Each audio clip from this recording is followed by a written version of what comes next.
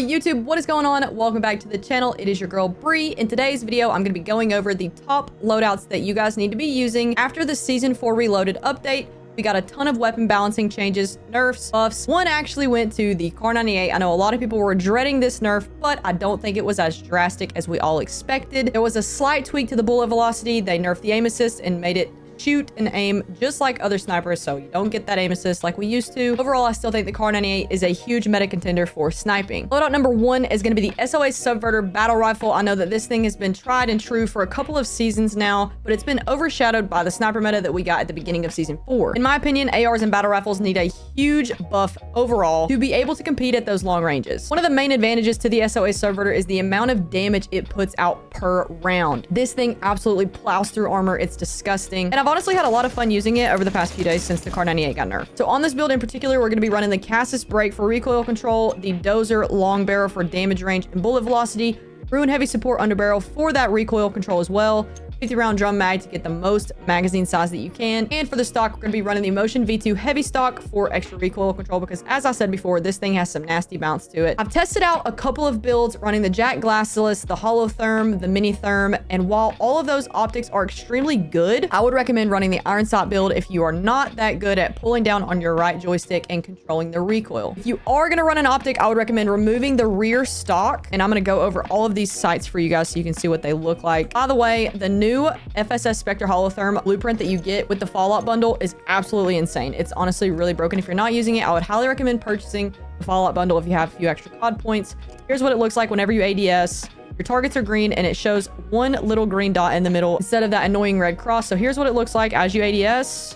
You guys can see the recoil is pretty non-existent with this Holotherm. The only negative side to the Mini Therm is once you get to those long ranges, the recoil does get a little bit crazy and your field of view is not that big because this optic is obviously called a Mini Therm for a reason. Now let's dive into the bread and butter of the SMGs. The Superi did not get touched in this week's update and it is obviously still meta. Up to 25 meters, the Superi still has the fastest TTK in the game. The only reason you'll get outgunned by an FJX Horus is if you're within that 10 meter range or you miss a shit ton of bullets. So here is the build for the Superi. It's going to be literally the same exact build as last season. Like I said, it did not get touched. We're going to be rocking the 40 round mag, FTAC MSP-98 hand stop, the Zimin compensated flash hider, the Zulu OP3 light barrel, and the Jack cutthroat stock. I'll throw this bad boy in the firing range just so you guys can see. I mean, obviously it did not get touched. Still feels very fun to use. I think the only other gun that I wish didn't get nerfed was the HRM, but the Superi is definitely one of my favorite metas of all time. You can pair the Superi with an assault rifle, with a sniper, literally anything you want to pair it with. It's got that close range damage output as well as the damage at range. As we mentioned before, the Kar98 did get a significant nerf, but in my opinion, it wasn't enough to make it unviable. As always, the optic on a lot of these builds are personal preference. I choose to run the Corio Eagle Eye 2.5 just because I don't like how zoomed in a lot of the other sniper scopes are. We're going to be rocking the Target Sling, high grain ammo. If you weren't running high grain on this build before, you definitely need to put it on now to give that little bit of extra bullet velocity since it got nerfed. The barrel we're going to be rocking is the 7.62 long barrel. As you can see, the bullet velocity is a little bit under 1,000. Obviously not as good as the Moors with the charge barrel, which we're going to dive into that in just a few minutes, but this is the barrel you need to be running. And for the muzzle, we're going to be rocking the Spirit Fire Suppressor just to give you a little bit more bullet velocity and damage range. You can pair the Kar98 with the Superi, like I mentioned before, or the FJX Horus. The FJX Horus did not get touched aside from the conversion kit. The FJX Horus does have the fastest time to kill within 10 meters in the game, so let me make that clear. If you are in a building, you've got an FJX Horus, and your enemy has a Superi, you are going to outgun them as long as you hit your shots and you are within 10 meters. This thing kills extremely fast. Spots with full plates, I mean, this thing melts. So imagine you're in a stairwell, you got a full team pushing you. I mean, you are going to plow through them so fast with this gun. It's honestly really fun to use and it's really fast. As far as the build goes, we're going to be using the 48 round mag, high grain rounds, the Zimin compensated flash hider. Once again, I feel like this is the meta muzzle for a lot of ARs and SMGs at the moment, unless you're using the Subverter and you're running the Cassis Brake for extra recoil control because it's insanely bouncy. We're going to be running the Sin 9 long barrel on this build, and then the optic is personal preference once again, but I choose to use the NIDAR model 2023. So whenever you go into the firing range with the NIDAR, I feel like it's just the cleanest optic we have for SMGs in particular, but once again, personal preference. The MCW did get buffed, not as much as I would have hoped to seen in this last update, but hopefully in like maybe the Season 5 update, it gets a little bit more of a push.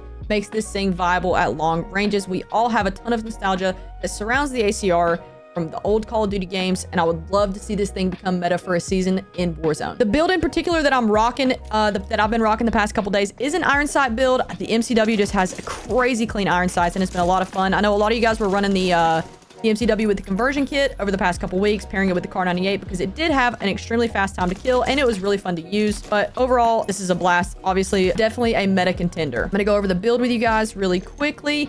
We're gonna be rocking the Regal Heavy Stock, the 60-round drum, Ruin Heavy Support Grip for recoil control, Spirit Fire Suppressor for bullet velocity and damage range, and the 16.5-inch MCW Cyclone barrel. You're gonna be like, dang, Bree, are you not rocking the heavy barrel? So if you open up all the details and you scroll across the barrels, right? The Mammoth Heavy Barrel looks like it's got a lot of damage range. It looks like it would be the one that you would choose. But if you scroll back over to the 16.5-inch, with the MCW long barrel, you've got 951 meters per second versus 874 meters per second with the Mammoth Heavy. Another SMG that I've had a blast running the past couple days, it's kind of made its way back into the mix, is the WSP-9. Now, the biggest issue with the WSP-9 in those close range gunfights that you're gonna lose 99% of the time, unless you get first shots, is because of the open bolt delay and the slow fire rate of this SMG. The WSP-9 has insane damage output, especially at ranges. That's why I normally pair it with a sniper or an LMG with a slow move around time, slow movement speed, things like that. But I recommend giving it a try, especially if you're a big map grinder like me. You're going to be able to kind of get those mid-range downs a lot easier, especially if you run out of ammo in your sniper or your AR and you're trying to fight a full team. Here's the build we're rocking on this. We're going to be running the WSP factory stock, the Marauder rear grip for recoil control, because this thing is insanely bouncy for an SMG. 50-round mag, FTAC MSP-98 hand stop, and the WSP OpTac long barrel. Since the Kar 98 got nerfed, the Moors did make its way back into the running as a sniper contender. Now, the only reason this is good is because of the charge barrel. Whenever you have the charge barrel on the Moors, it takes the bullet velocity up to like 1200, 1300, something like that. So here's the build for the Moors. Like I said, whenever you use this charge barrel and you charge it up, it takes the bullet velocity almost to 1100 meters per second. Charge barrel, we're gonna be rocking the SL Razorhawk laser for aim down sight speed, Superlight 90 stock, quick bolt for those quick rechambering speeds, and the Op 90 rear grip. Another AR has made its way into the mix. The MTZ 556 did get a significant buff in this update. I've had a lot of fun running it the past couple days, and honestly kills really fast. It reminds me a lot of the M13 from Warzone 2. I like to run the iron sight build just to give myself an extra attachment slot for high grain ammo, because you do need that for this AR in specific. Literally zero recoil. Let me show you guys the build. We're going to be rocking the 50-round drum, high grain rounds like I mentioned before, Ruin Heavy Support underbarrel, 735 compensator, muzzle, and the MTZ Clinch Pro barrel. Here's the full screenshot of the build, and you can pair that with the FJX Horus, the Superi, the WSP-9, whatever SMG you feel comfortable enough using. My main perk packages that I run if I'm just going for high kill games on urzikstan is a sleight of hand, Mountaineer, quick fix, and high alert. But if I'm going for win streaks or nukes, I'm gonna be rocking Mountaineer, sleight of hand, restock, and high alert. Shout out to you guys, man. Always showing love on the YouTube videos. We officially hit YouTube partner, so everyone that tunes into my live streams over here every day, or if you've been showing up to the shorts, liking, subscribing, showing all the love, thank you guys. I could not do it without you. Hope you guys enjoyed this video. Let me know what you guys would like to see next. Before you go, leave a like, subscribe to the channel if you're new, and I will see you guys next week.